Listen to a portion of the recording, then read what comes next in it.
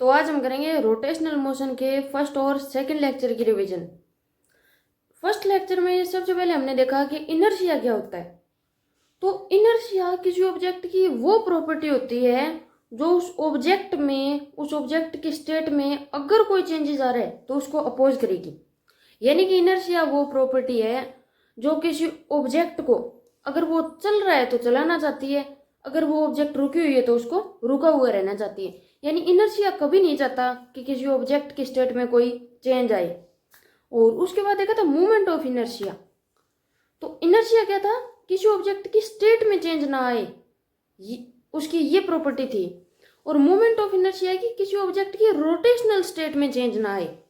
यानी कि movement of inertia किसी ऑब्जेक्ट की रोटेशनल स्टेट में जो चेंजेस आता है उसको अपोज करता है। और उसके बाद हमने देखा movement of inertia of point object. Point object का मूवमेंट ऑफ इनर्शिया किस तरीके से देखते हैं? तो उस केस में होता है मूवमेंट ऑफ इनर्शिया को आई से रिप्रेजेंट करते हैं। तो इसमें तो I is equal to mass of object into perpendicular distance of object. यानी कि पहले तो देखना होता है कि मास क्या है ऑब्जेक्ट का, और उसके बाद देखना होता है कि मास किस तरीके से डिस्ट्रीब्यूटेड है, कितने डिस्टेंस पे डिस्ट्रीब्यूटेड है। अब सिंपली इस केस में हो जाएगा, मान लो m मास है और एक्सिस ऑफ रोटेशन से r डिस्टेंस पे है। एक्सिस ऑफ रोटेशन होती है जिस एक्सिस के अबाउट उस ऑब्जेक्ट को हम रोटेट करवा रहे हैं। यानी अगर सिंपल देसी भाषा में बोले तो जिसके बार बार उसको रोटेट करवा रहे हैं, जिसके अबाउट वो रोटेट कर रहा है। तो इस केस में हो जाएगा I is equal to m r square. अब मोमेंट ऑफ इनर्शिया में तीन बातें होती है ध्यान रखने वाली। एक तो ऑब्जेक्ट का मास कितना है, और दूसरा वो मास किस तरीके से डिस्ट्रीब्यूटेड है, यानी उस मास का एक्सिस ऑफ रोटेशन से डिस्टेंस कितना है, कितने डिस्टेंस पे वो डिस्ट्रीब्यूटेड है। और तीसरा देखना होता है एक्सिस ऑफ रोटेशन क्या है, यानी जिस एक्सिस के अबाउट वो रोटेट कर रहा है वो कहाँ है, किस पोजीशन पे है, पैरेलल है ऑब्जेक्ट के या परपेंडिकुलर है, सेंटर ऑफ मास पे है या कहाँ है, वो देखना पड़ता है। तीन चीजें होती है ध्यान रखने वाली। उसके बाद हमने देखा डिस्क्रीट सिस्टम का मोमेंट ऑफ इनर्शिया, यानी कि अलग अलग पॉइंट मास अलग अलग जगह रखे हुए हैं तो उसका किस तरीके से निकालेंगे। तो वो होता है I is equal to m1r1 square plus m2r2 square plus m3r3 square. और मोमेंट ऑफ इनर्शिया एक टेंसर क्वांटिटी है, वैसे इसको स्केलर क्वांटिटी बोल सकते हैं। इसकी यूनिट होती है केजी मीटर स्केयर, और ये कभी भी नेगेटिव नहीं होता, और आई से इसको रिप्रेजेंट करते हैं।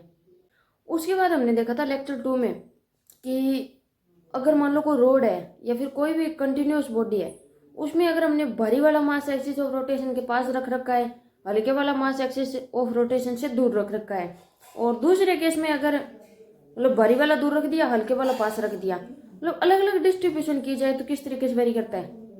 तो एक्सिस ऑफ रोटेशन के भारी वाला मास जितना पास होगा वो उसको उतना ज़्यादा कंट्रोल कर पाएगी, उतना आसानी से घुमा पाएगी, उतना आसानी से रोटेट करवा पाएगी। तो उस केस में मोमेंट ऑफ इनर्शिया कम होगा। लेकिन अगर भारी वाला मास एक्सिस ऑफ रोटेशन से दूर चला जाता है तो उसका उस पर कंट्रोल कम हो जाएगा और मोमेंट ऑफ इनर्शिया ज़्यादा हो जाएगा। यानी सिंपली बोलें तो मास जितना पास, मोमेंट ऑफ इनर्शिया उतना कम। यानी कि भारी वाला मास जितना पास, मोमेंट ऑफ इनर्शिया उतना कम। इस तरीके से देख लेंगे। और उसके बाद हमने देखा था कि मान लो कोई दो ऑब्जेक्ट है, दो मास है m1 और m2, जो कि एक दूसरे से r डिस्टेंस पे रखे हुए हैं। और अब हमें बोल दिया जाए कि इन दोनों मास का जहां सेंटर ऑफ मास है वहां से एक एक्सिस पास कर रही है, जो उस प्लेन के तो परपेंडिकुलर है लेकिन सेंटर ऑफ मास से पास कर रही है। उस एक्सिस के अबाउट इन दोनों का मोमेंट ऑफ इनर्शिया बताओ। तो पहली बात तो ये, अगर दोनों का मोमेंट ऑफ इनर्शिया निकालना है तो दोनों का अलग अलग मोमेंट ऑफ इनर्शिया निकाल के फिर ऐड करना पड़ेगा। और दूसरी बात ये, सेंटर ऑफ मास से एक्सिस पास करिए, ये तो बता दिया। सेंटर ऑफ मास की पोजीशन हमें निकालनी पड़ेगी कि वो एक्सिस m1 से कितनी दूरी पे है और m2 से कितनी दूरी पे है। सेंटर ऑफ मास की पोजीशन निकालने का हमने पिछले चैप्टर में तरीका देख लिया था, जो कि होता है m1 से मान लो सेंटर ऑफ मास का डिस्टेंस है r1, तो वो हो जाएगा r1 is equal to m2r divide by m1 plus m2। अब देखते हैं कि मान लो m2 से centre of mass r2 distance पे है, तो हो जाएगा r2 is equal to m1r divide by m1 plus m2। और अब इसको मोमेंट ऑफ इनर्शिया में पुट कर देंगे, यानी कि total moment of inertia I is equal to हो जाएगा m1r1 square plus m2 square. यहाँ r1 और r2 की वैल्यू जब हम पुट करेंगे तो हमें रिजल्ट मिलेगा moment of inertia I is equal to m1 into m2 divide by m1 plus m2 into r square. यहाँ r क्या है, दोनों ऑब्जेक्ट के बीच में जो डिस्टेंस था वो है। r1 क्या है, सेंटर ऑफ मास से m1 का जो डिस्टेंस था वो है।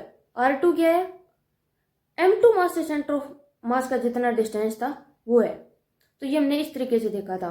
और उसके बाद देखा था रोड का मोमेंट ऑफ इनर्शिया। तो अगर rod length wise a distance पे है एक्सिस ऑफ रोटेशन से, तब तो उसका moment of inertia I is equal to होगा ma स्केयर।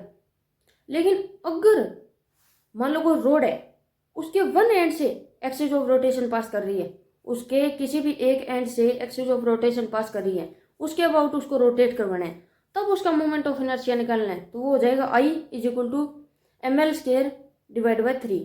ये हमने डिराइव किया था, integration of d I is equal to integration of x square d m, इससे डिराइव किया था।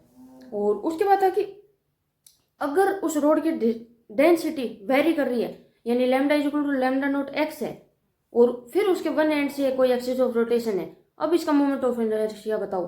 तो वो जाएगा I is equal to lambda naught L to the power 4 divide by 4। उसके बाद देखा था कुछ स्पेसिफिक शेप्स का या कुछ स्पेसिफिक ऑब्जेक्ट का moment of inertia. Centre of mass से एक्सिस पास कर रही है, तो यानी कि जो एक्सिस ऑफ रोटेशन है वो सेंटर ऑफ मास से पास कर रही है और प्लेन के परपेंडिकुलर है, तो उस केस में मोमेंट ऑफ इनर्शिया देखा था। तो रिंग का होता है mr स्केयर, डिस्क का होता है mr square by 2, hollow sphere का होता है 2/3 mr स्केयर, और सॉलिड स्फेयर का होता है 2/5 mr स्केयर। होलो सिलेंडर का होता है mr स्केयर और सॉलिड सिलेंडर का होता है mr स्केयर बाय 2। होलो कोन का होता है mr स्केयर बाय 2 और सॉलिड कोन का होता है 3/10 mr स्केयर।